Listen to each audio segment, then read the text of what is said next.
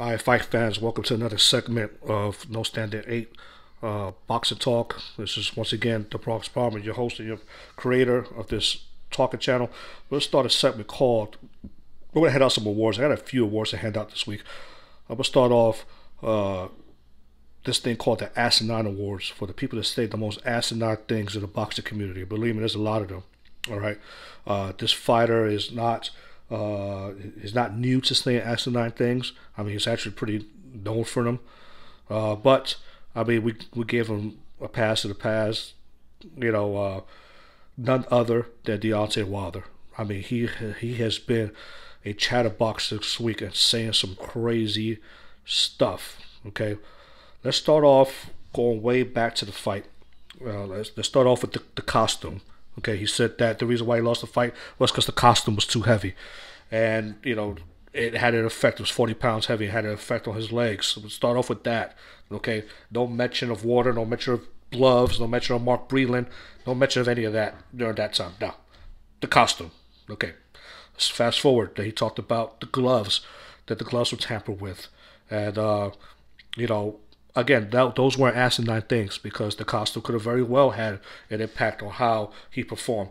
The gloves, it's no secret that gloves have been tampered with in the past. I mean, we go back all the way to Louis Resto at Panama Lewis when he took the padding out of the gloves against Billy Conn. You saw the result of that.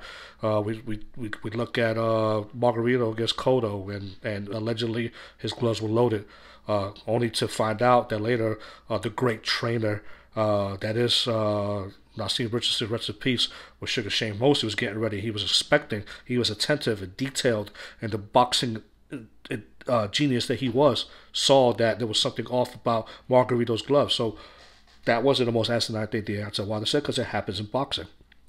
All right.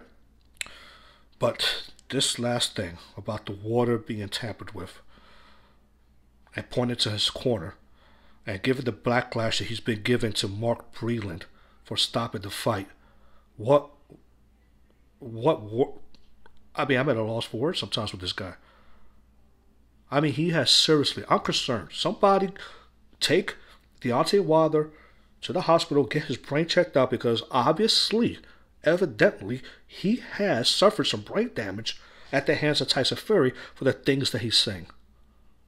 Your water was tampered with. Oh, that made your legs, you weren't yourself, you were groggy. No, I'll tell you what was tampered with was your defense, your face meeting Tyson Fury's glove. That was tampered with. You had no answer for that. So I think he's just mad. He's mad that he lost the fight. He wants to take it out of somebody. And who none other than Mark Breland. Out of all people, Mark Breland, the only thing that speaks boxing in your camp, because you're not a boxer by no stretch of the word. You're just gifted with a beautiful right hand. But to say that you're a boxer by any stretch of the word, none. That's not you. Your coach? No. Because until you landed his gym and won a world title, we didn't even know who the hell he was. So the only person in your camp who has the boxing knowledge, the only person in your camp who's a five-time New York City Golden Glove winner, the only person in your camp that has a Olympic gold medal, who was part of arguably the greatest team in all of sports ever assembled, up there with the '90 Chicago Bulls and the 1980 U.S. hockey team. 9 gold medals within all those boxers, Mark Breland being one of them. The only person in your camp who's a 2-time world titleist threw in the towel based off of his experience is Mark Breland. And you got a beef with this man? What is your beef? That you wanted to go out on your shield, so you say? Come on, man. Don't confuse boxing and sport with real warriors and dudes. You saw the movie 300 and you think it's cute to say, oh, take me out on my shield, or don't come back home, or what delusional world do you live in? Nobody wants to see somebody die in the ring. Salcedo this weekend suffered 2 brain injuries that he walked away from. That's what Mark Breland saved you from. I mean, dude, you were bleeding out your ear. In the military, they teach us that one of the signs of head trauma is fluid oozing out of your ear. And the most accomplished, experienced boxer in your camp, you got to beef with that dude. Not nobody else. That dude. The dude that potentially saved you from a brain-altering injury. The dude that probably saved you from dying in the ring. Because up to that point, you weren't doing anything to fend off the attack. Who saved you from taking more punishment. That's the dude you're mad at. Are you out of your mind? Apparently so. You need to go sit down somewhere and reevaluate yourself. You need to go get the therapist that Anthony Joshua got after his loss to get your mind right. You got nobody to blame but yourself. Mark Breland was not in that ring with you. But as a trainer, he exercised caution, especially up to that point when we lost a few fighters in the ring. Just ask Buddy McGurk how he felt. And he did the right thing. And he lost a fighter. So, you have lost focus, champ.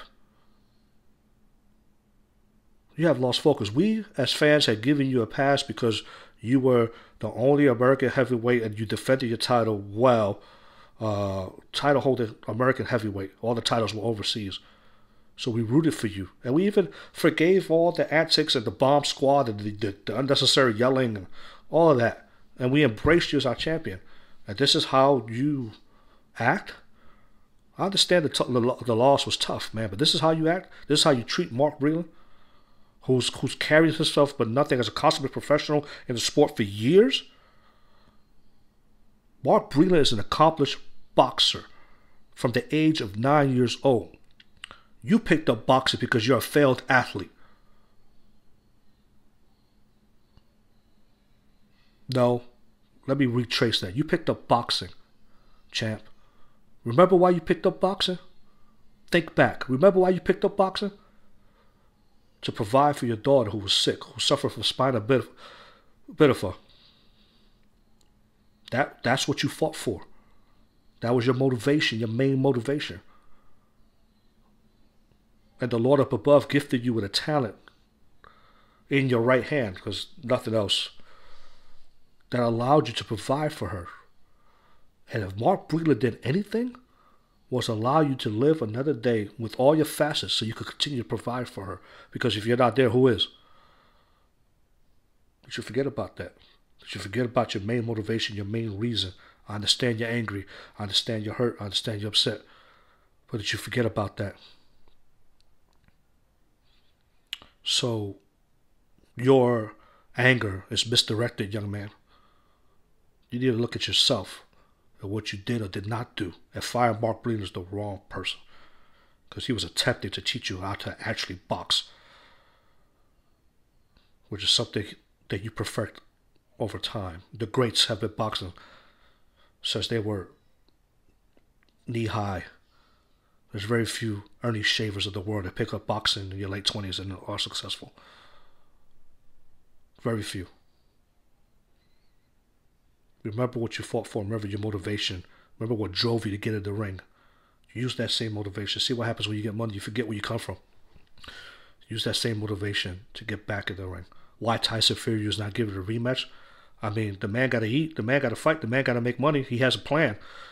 You're mad at calling out Tyson Fury, calling out his manhood. And yes, you fought him. And yes, you gave him a rematch. But you needed Tyson Fury as much as he needed you. So this wasn't a one-sided thing. So, but he can't hold off any longer. You had an injury that pushed the fight. Then the fight was again pushed to December because of scheduling conflicts with the schedule, whatnot. He chose to move on. This is right as a champion. To move on and get another payday and get closer to fighting AJ. Now you got to sit and wait.